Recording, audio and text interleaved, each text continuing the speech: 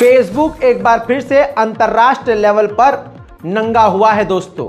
अंतर्राष्ट्रीय संगठन जिसकी मान्यता सारी दुनिया में है, उसने खुद इस बात को बताया है कि 1050 पूरी दुनिया से यानी लगभग 60 देशों से ऐसे केसेस हमें मिले हैं कि ज़बरदस्ती फेसबुक यानी मेटा जो है वो फिलिस्तीनी समर्थक और फिलिस्तीनियों की आवाज़ को दबा रहा है।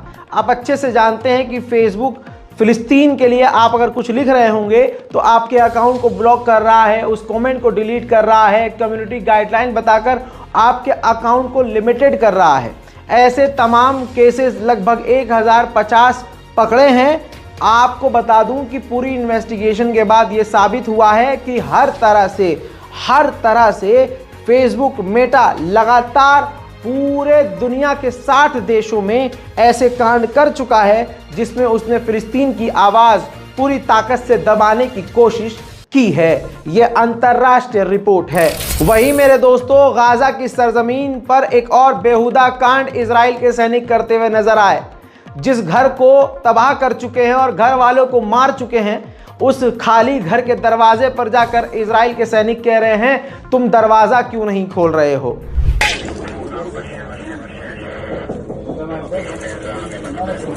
מה, לא עונים?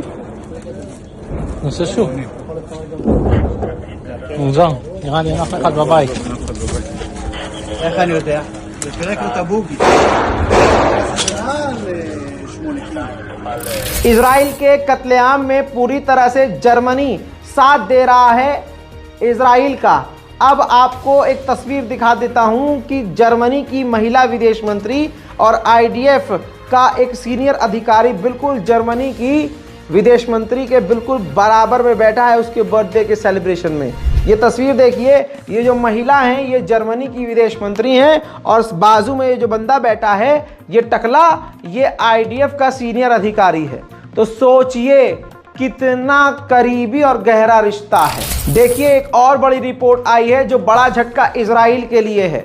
वो खबर ये है, वो रिपोर्ट ये है कि पहले कभी भी जंग हुआ करती थी तो इजराइल पूरी दुनिया से अपने यहूदी लोगों को, महिलाओं को, मर्दों को बुला लिया करता था और दुनिया भर से लोग वापस आ जाया करते थे। और इजराइल उनको कहता है कि ये जो ज़मीन है इजराइल, ये ईश्वर का, गॉड का दिया हुआ तोहफा है, आप आइए, यहाँ रहिए। और जब वो वहाँ आते हैं तो इजराइल सेटलमेंट करता है, उनको वहाँ बसाता है।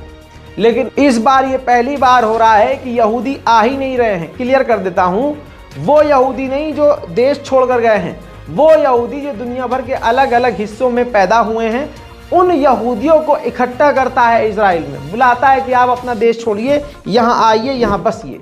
डोनाल्ड ट्रंप की बेटी और उसके दामाद उस जगह पहुंचे हैं इजराइल में जहां इल्ज़ाम है कि हमास ने हमला किया था। पब्लिसिटी स्टंट पहले से ही शुरू हो चुका है अमेरिकी चुनाव के लिए। One of the best, and she didn't do anything wrong to anyone.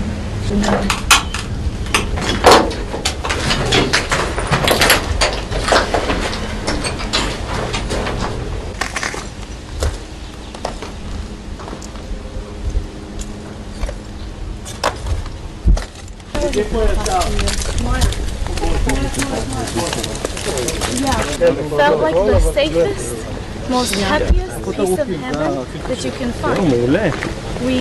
So you can see the diamond shape of the sea, so it means that this place is. मेरे दोस्तों, जॉर्डन के अखबार ने ये देखिए कुछ कार्टून जारी किए हैं जो इजराइल को पूरी तरह से नंगा कर रहे हैं।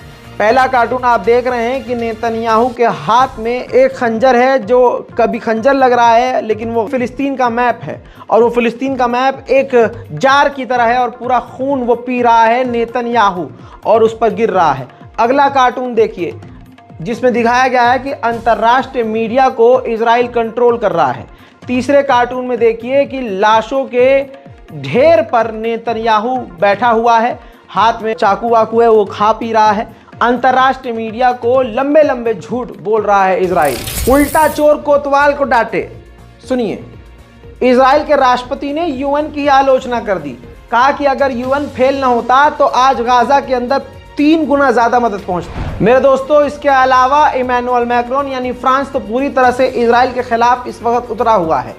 इमैनुअल मैक्रोन ने एक बार फिर से कहा कि वक्त आ गया है सीज फायर को पुश किया जाए और सीज फायर करवाया जाए। साथ ही उन्होंने कहा कि वक्त आ गया है कि जो सेटलर्स हमला कर रहे हैं उन पर सख्त इजराइल कार्रवाई करे। अमेरिकी एनजीओ ने 40 कमांडरों की लिस्ट पेश कर दी है, आईसीसी में डाल दी है और उनकी मांग यह है कि इन्होंने वॉर क्राइम किया है, इनके खिलाफ इन्वेस्टिगेशन होनी चाहिए। उधर इराक ने तेल के ट्रक गाजा के लिए भेज दिए हैं इजिप्ट। दोस्तों ये तस्वीर देखिए, 97 ये वो पत्रकार हैं जिनको इजराइल ने कत्ल कर दिया है। 54% सेटलर्स के हमले फिलिस्तीनियों के ऊपर बढ़ चुके हैं इस जंग के बाद, जब से ये जंग शुरू हुई है। इसी वजह से अमेरिका, जर्मनी, फ्रांस, ब्रिटेन सब के सब अब इजराइल पर कहीं ना कहीं कटाक्ष कर रहे हैं। वहीं लंदन के रिसर्च ग्रुप ने साफ कहा है कि जानबूझकर इजराइल गाजा के अस्पतालों को निशाना बना रहा है। उधर आईडीएफ ने कहा है कि अब तक हमने 8000 आतंकवादियों को मारा है। इसका मतलब है जो 20,000 लोग मारे गए हैं उनमें से सिर्फ 8,000 अगर आतंकवादी थे तो सारे के सारे उसके अलावा बेगुनाह लोग। गाजा की गवर्नमेंट ने बताया कि हमारा एक गवर्नमेंट ऑफिशियल कमाल अदवान अस्पताल के अंदर इजराइल के स्नाइपर के द्वारा मार दिया गया है। जर्मनी किस तरह से नंगा होकर इजराइलियों का साथ दे रहा है, इस बात से समझ लीजिए कि इजराइल के ही अंदर जर्मनी के एम्बेसी के बाहर फिलिस्तीनी समर्थक प्रदर्शन कर रहे थे, जर्मनी का झंडा लेकर जर्मनी का विरोध कर रहे थे।